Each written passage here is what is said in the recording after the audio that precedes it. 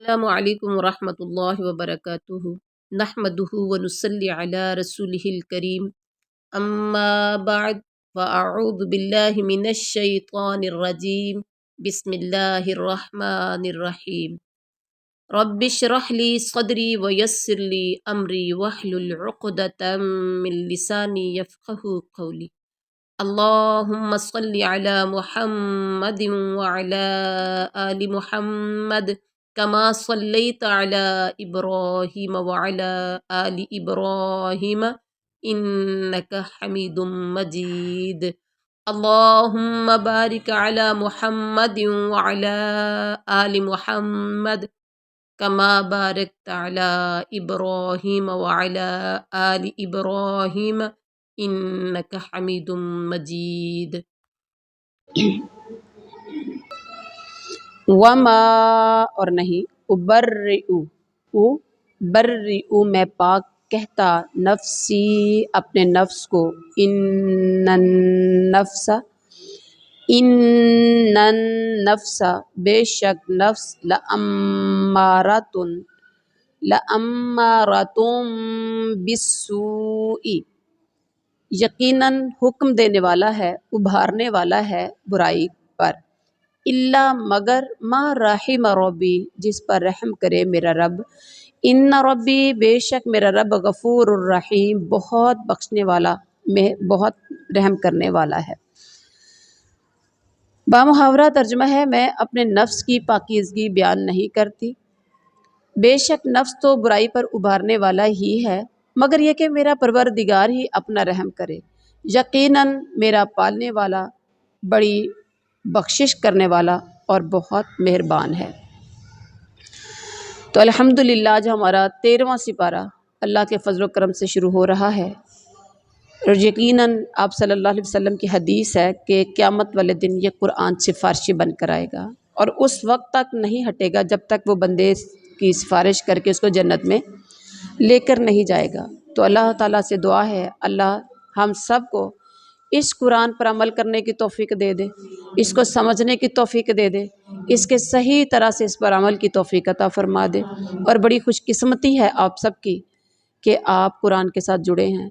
قرآن سے محبت کرتے ہیں، قرآن کے ساتھ دل لگایا ہے اور قرآن کو پڑھنے کی سمجھنے کی کوشش کرتے ہیں۔ اللہ عمل کی توفیق عطا فرما دے۔ یاد رکھیے عمل سے زندگی بنتی ہے، جنت بھی جہنم بھی۔ یہ اللہ نے نہیں پوچھنا پڑا تھا یا نہیں پڑھا تھا، یہ بھی پوچھنا ہے عمل کیا تھا یا نہیں کیا تھا، تو عمل کی طرف آنا ہے انشاءاللہ۔ اب یہاں پر دیکھیے کہ مما ابرئ نفسی میں اپنے نفس کی پاکیزگی بیان نہیں کرتی یا نہیں کرتا۔ پیچھے دیکھیں پچھلے سپارے میں تھا ذالک لیعلم انی لم اخنہ بالغیب وان اللہ لا یہدی کید الخائنین۔ یوسف علیہ السلام نے کہا تھا یہ اس لیے کہ عزیز جان لے کہ میں نے اس کی پیٹھ پیچھے اس کی خیانت نہیں کی، اور یہ بھی کہ اللہ دغا بازوں کے ہتھ کنڈے چلنے نہیں دیتا۔ 12ویں سپارے کی آخری آیت یہی ہے۔ اور اگر یہاں دیکھا جائے وما ابرئ نفسی ان النفس لامارہ، اسے اگر یوسف علیہ السلام کا قول تسلیم کیا جائے، دیکھا جائے تو پیچھے تو یوسف بات کر رہے ہیں، اگر یوسف علیہ السلام کا قول تسلیم کیا جائے تو اس کا مطلب یہ ہے کہ برائی سے میرا بچ نکلنا اپنے بل بوتے پر نہیں بلکہ اللہ تعالیٰ کی دی ہوئی توفیق سے تھا۔ اور اگر یہ عزیز مصر کی بیوی کا یعنی زلیخا کا قول ہے کہ وہ کہہ رہی ہے کہ میں اپنے نفس کی پاکیزگی بیان نہیں کرتی، جیسا کہ امام ابن کثیر کا بھی خیال ہے۔ امام ابن کثیر کہتے ہیں کہ یہ قول وما ابرئ نفسی یہ زلیخا نے کہا تھا، ٹھیک ہے، اور تو وہ حقیقت پر مبنی گفتگو کر رہی ہے کیونکہ اس نے اپنے گناہ کا اور یوسف کو بہلانے کا اعتراف کر لیا، پیچھے کیا نا۔ اور اس کے بعد ہے بے شک نفس و برائی پر ابھارنے والا ہی ہے، یہ اس نے اپنی غلطی کی توجیہ یا اس کی علت بیان کی کہ انسان کا نفس ہی ایسا ہے کہ اسے برائی پر ابھارتا اور اس پر آمادہ کرتا ہے۔ اس کے بعد ہے وقال الملک، اور کہا بادشاہ نے، ملک تونی کہا بادشاہ نے تم سب لے کر آؤ میرے پاس، بھی اسے، کسے، ہو کی ضمیر جا رہی ہے یوسف علیہ السلام کی طرف، استخلص ہو میں خالص کروں اسے لنفسی اپنی ذات کے لیے، فلما پھر جب کلمہ اس نے بات کی اس سے، قالا تو اس نے کہا انک الیوم بے شک تو آج، تو جا رہا ہے یہ بھی یوسف علیہ السلام کی طرف، لدینا ہمارے ہاں مکین امین مرتبے والا امانت دار ہے۔ بادشاہ نے کہا کہ اسے میرے پاس لاؤ کہ میں اسے اپنے خاص کاموں کے لیے مقرر کر لوں۔ پھر جب اس سے بات چیت ہوئی، یعنی وہ لے کر آئے، اس سے بات چیت ہوئی تو کہنے لگا کہ آپ ہمارے ہاں آج سے ذی عزت اور امانت دار ہیں۔ اچھا یہاں کہا کہ میں اس کو خالص کر لوں اپنی ذات کے لیے، مطلب کیا ہے کہ جب بادشاہ کا نام پہلے بھی میں نے بتایا تھا کیا ہے، کیا تھا بادشاہ کا نام؟ ہاں نہیں بادشاہ یہ عزیز تھا نا، تو ریان ریان بن ولید بادشاہ کا نام تھا۔ جب بادشاہ ریان بن ولید پر یوسف کے علم و فضل کے ساتھ ان کے کردار کی رفعت اور پاک دامنی بھی واضح ہو گئی تو اس نے حکم دیا کہ انہیں میرے سامنے پیش کرو، میں انہیں اپنے لیے منتخب کرنا یعنی اپنا مصاحب اور مشیر خاص بنانا چاہتا ہوں۔ اس کے بعد ہے فلما کلمہ قال انک الیوم، تو آج سے ذی عزت اور امانت دار ہے۔ ذی عزت مکین کا مطلب مرتبے والا، امین امور مملکت کے لیے ایک قابل اعتماد اور رازدان، امور مملکت کے لیے جتنے بھی بادشاہت کے کام تھے، مملکت کے امور تھے، ان کے لیے قابل اعتماد، اور قابل اعتماد کے ساتھ ساتھ رازدان بھی۔ بہت سے کام ہوتے جو باہر کسی کو بتانا نہیں ہوتے، ایسے ہوتا ہے نا۔ قال اس نے کہا، قال اجعلنی اس نے کہا بنا دے مجھے نگران، علی خزائن الارض زمین کے خزانوں پر، زمین کی پیداوار پر، انی بے شک میں حفیظ علیم پوری طرح حفاظت کرنے والا خوب علم والا ہوں۔ اتنا اچھا مشورہ دیا تھا، یعنی پہلے تو خواب دیا، پھر خواب کی تعبیر بھی بتائی، پھر اس کا آگے سولوشن بھی بتایا۔ اب جب اس نے کہا کہ آپ میرے وزیر خاص ہوں گے، مشیر خاص ہوں گے، تو انہوں نے کہا آپ ایسا کریں، مجھے آپ خزائن الارض، خزائن خزانہ کی جمع ہے، خزانہ ایسی جگہ کو کہتے ہیں جس میں چیزیں محفوظ کی جاتی ہیں۔ زمین کے خزانوں سے مراد وہ گودام ہے جہاں غلہ جمع کیا جاتا تھا، اس کا انتظام اپنے ہاتھ میں لینے کی خواہش اس لیے ظاہر کی کہ مستقبل قریب میں 7 سال بہت زمین نے زرخیز ہونا تھا، بڑی پیداوار دینی تھی، 7 قحط سالی کے آنے تھے، تو انہوں نے کہا مستقبل قریب میں خواب کی تعبیر کی روح سے جو قحط سالی کے ایام آنے والے ہیں ان سے نپٹنے کے لیے مناسب انتظامات کیے جا سکے اور غلے کی معقول مقدار بچا کر رکھی جا سکے۔ یہ گورنمنٹ کی یہ ذمہ داری ہوتی ہے، یعنی چیزوں کو پورا کرنا گورنمنٹ کی ذمہ داری ہے۔ بے شک وہ بازار میں خریدی جاتی ہیں، لیکن گورنمنٹ پہلے خرید کر اتنا رکھتی ہے کہ میرے پاس میری آبادی کتنی ہے، لوگ کتنے ہیں، اور کتنی گندم، چاول، باقی جو بھی ٹماٹر، پیاز جو کچھ ہے یہ کتنا یوز ہوتا ہے، اور اگر ہمارے ملک میں اس کا ہاف پیدا ہوتا ہے تو وہ اتنا اس کو باہر سے خرید کر رکھنا پڑتا ہے تاکہ جب جب لوگوں کو ضرورت پڑے تو یہ خریدیں۔ یہ گورنمنٹ کی ذمہ داری ہوتی ہے۔ اور اب انہیں پتہ تھا کہ آنے والے حالات میں کیا ہوگا، خواب کی روح سے عام حالات میں اگرچہ عہدہ اور منصب کی طلب جائز نہیں ہے، عام حالات میں عہدہ آپ مانگ نہیں سکتے کہ مجھے یہ دے دیں یا مجھے اس عہدے پر بٹھا دیں۔ آج تو کرسیوں کے لیے جو لڑائیاں ہو رہی ہیں نا، میں وزیر بننا چاہتا ہوں تو میں مشیر بننا چاہتا ہوں، تو ایک دوسرے کی سیٹیں چھیننے کی، 2 نمبری کرنے کی کوشش کی جاتی ہے۔ اسلام میں یہ عہدے خود مانگنا جائز نہیں ہے۔ تو لیکن اور پھر پہلے بھی یہ بھی ہوتا تھا کہ ایک کو اگر عہدہ دیا جاتا تھا تو وہ بندہ کہہ رہا ہوتا تھا نہیں آپ مجھے نہ دیں، آپ اس کو دے دیں، میں اسے زیادہ امانت دار سمجھتا ہوں، زیادہ قابل سمجھتا ہوں، مجھے نہ دیں، یہ اسے دیں، اور وہ بندہ کہہ رہا ہوتا تھا کہ نہیں، مجھ سے یہ زیادہ قابل ہے، کیونکہ یہ بہت بڑی ذمہ داری ہے، میں یہ ذمہ داری سنبھال نہیں سکوں گا، اللہ کو جواب دینا ہے۔ عمر فاروق رضی اللہ تعالیٰ عنہ کا دور دیکھیں، حضرت ابوبکر صدیق کا دور دیکھیں، عثمان غنی کا دور دیکھیں، حضرت علی کا دور دیکھیں، کیا تھا کہ یعنی عہدوں کے لیے لڑے نہیں تھے، عہدوں کے لیے لڑے نہیں تھے کہ مجھے ملنا چاہیے، خود ہی وہ جو ایک عہدے کی جو پگڑی ہوتی تھی لوگوں کے ہاتھ میں ہوتی تھی، لوگ دیکھتے تھے کہ سب سے زیادہ عمر میں بڑا کون ہے، سمجھدار کون ہے، کون سنبھال سکتا ہے، پہلے ابو بکر کی باری آ گئی، پھر عمر کو دے دیا، پھر عثمان، پھر حضرت علی، اور آج ہمارے یہاں پر عمر میں بڑے بیٹھے ہوتے ہیں اور چھوٹے مریم نواز جیسے کہہ رہے ہوتے ہیں کہ اے تے عہدہ مینوں ہی جچدا ہے۔ ایسے ہوتا ہے کہ نہیں ہوتا؟ حالانکہ جو بندہ جتنا بڑا ایج میں ہوگا اس کی عقل اتنی، اس کا تجربہ ہوگا۔ اب اس چیز کو نہیں دیکھا جاتا، کبھی بلاول باری لیتا ہے تو کبھی مریم لیتی ہے تو کبھی دوسرا تیسرا آ جاتا ہے،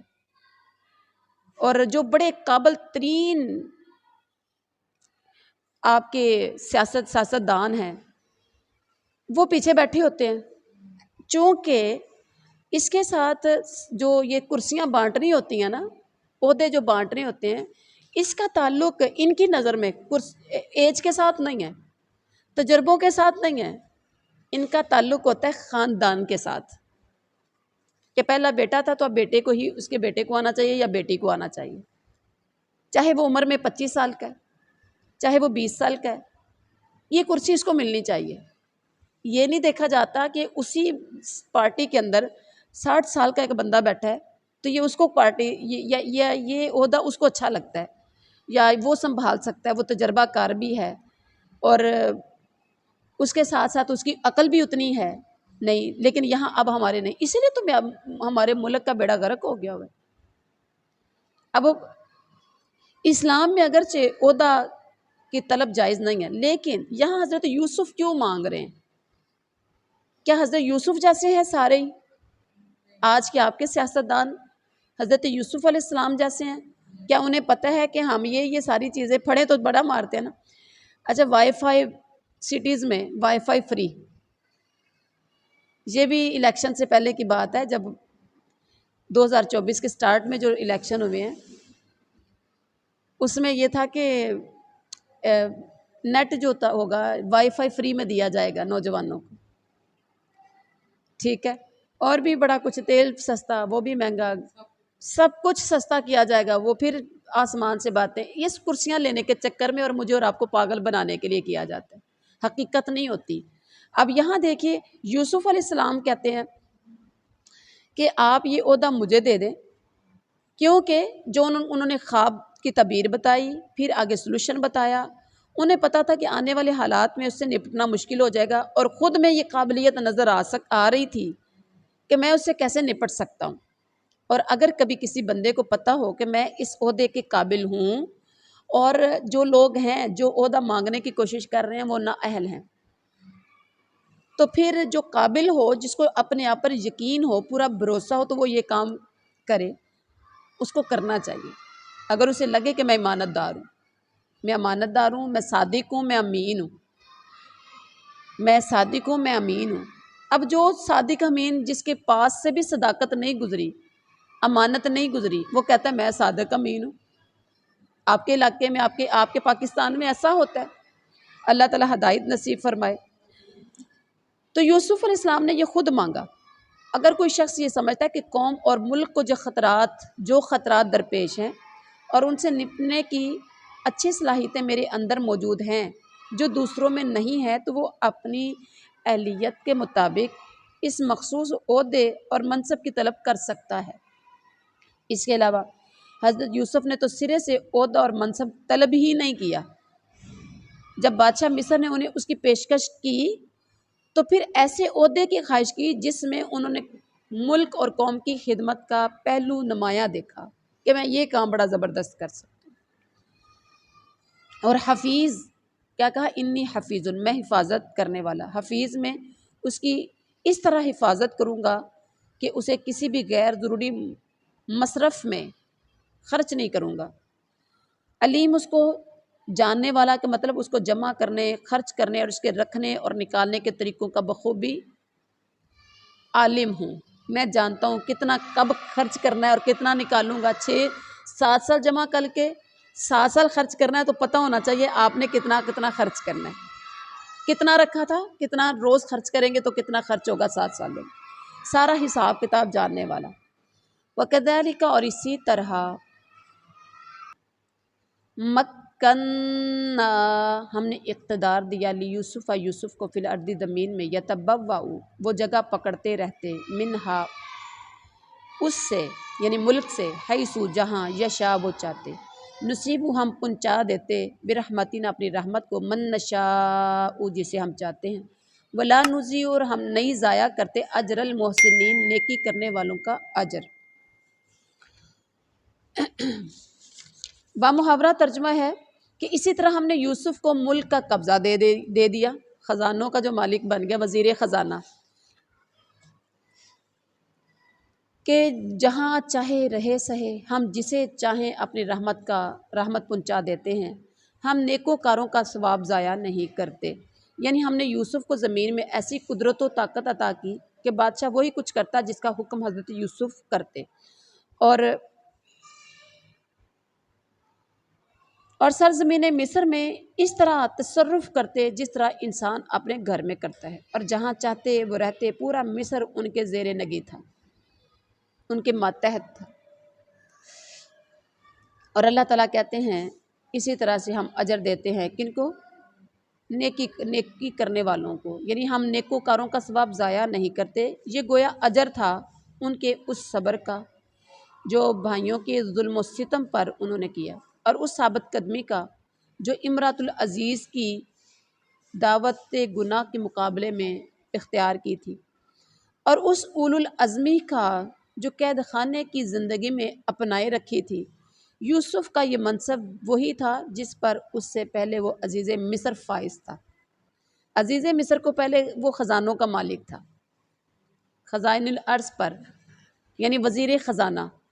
مقرر تھا پہلے عزیز مصر، اب اس کی جگہ پر آ گیا یوسف علیہ السلام،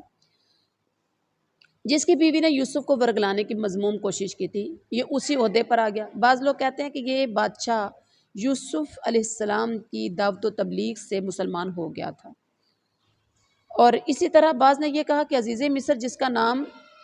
اطفیر تھا فوت ہو گیا، تو اس کے بعد اس کی بیوی زلیخا کا نکاح یوسف سے ہو گیا، اور 2 بچے بھی ہوئے، ایک کا نام افرایم اور دوسرے کا نام میشا تھا۔ افرایم ہی نون یعنی یوشا کے والد اور ایوب کی بیوی رحمت کے والد تھے، یہ تفسیر ابن کثیر میں لکھا ہے،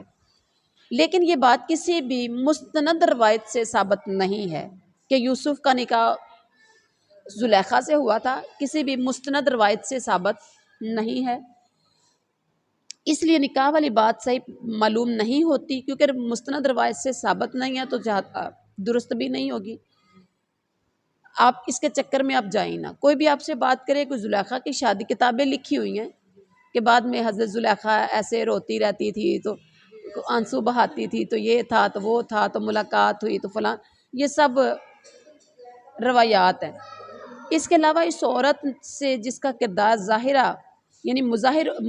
جس کے کردار کا مظاہرہ ہوا، اس کے ہوتے ہوئے ایک نبی کے حرم سے اس کی وابستگی نہایت نامناسب بات لگتی، ایسا لگتا نہیں ہے کہ بظاہر اس عورت سے یوسف کی شادی ہوئی ہوگی۔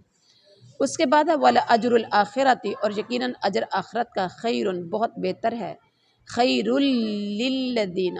ان لوگوں کے لیے جو آمنوا، سب ایمان لائے، وکانوا یتقون،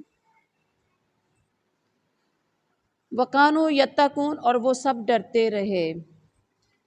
وَلَأَجْرُ الْآخِرَةِ، یقیناً ایمانداروں اور پرہیزگاروں کا آخرت کا اجر بہت ہی بہتر ہے۔ تو یہ تھا آج کا ہمارا سبق۔ سبحان ربک رب العزت عما یصفون وسلام علی المرسلین والحمد للہ رب العالمین۔